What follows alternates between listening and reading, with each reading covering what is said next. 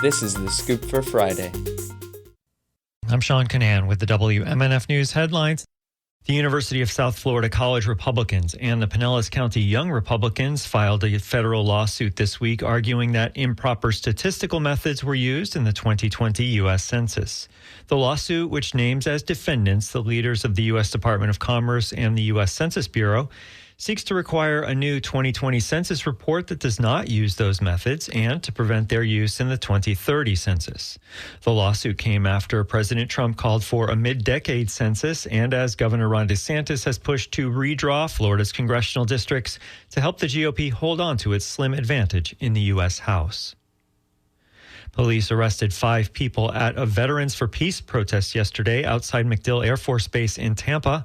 WMNF's Leah Burdick reports 30 people demonstrated against U.S. military support for Israel.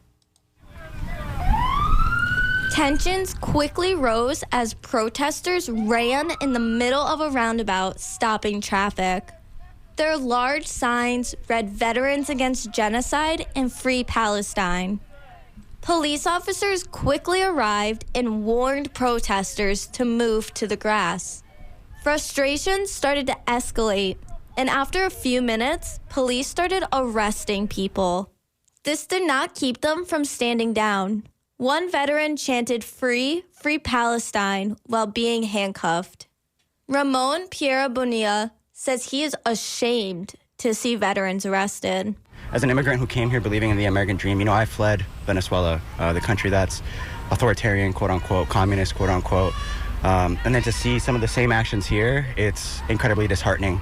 But at the same time, I feel incredibly empowered. I see folks standing up, being brave, risking arrest, risking it all once more, not just for the people of this country, but for the people of the whole world. He says he hopes this demonstration inspires more veterans to stand up. Police detained 5 people, and at least 4 of them were veterans. For WMNF News, I'm Leah Burdick in Tampa. The Sarasota County School Board voted Tuesday to cut certain terminology that protected race, religion, sexual orientation, and more from the district's code of conduct. WMNF's Chris Young has more on the vote and the pushback it received. The current code of conduct states that all students have the right to attend school without regard to race, color, sexual orientation, or other protected classes. The revised version is broader, referring to, quote, all students having the right to a safe and secure learning environment with no mention of these classifications. Cy Day Smith with Voices of Florida spoke against the change during the meeting. To say all without saying who is not protection, it's abandonment. Vulnerable students do not need vague promises. They need clarity, they need recognition, they need protection. But conservative school board member Bridget Ziegler calls the words a false sense of protection. We have created a far too divisive culture, and it actually has hurt individuals because they feel by virtue of whatever they look like or whatever they identify as are in fact victims and not victors.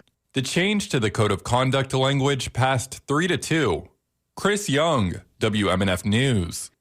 A federal appeals court has backed the Lee County School District in its First Amendment lawsuit filed by a farmer who lost a contract to provide fruit and vegetables after calling COVID-19 a hoax and posting other controversial comments online.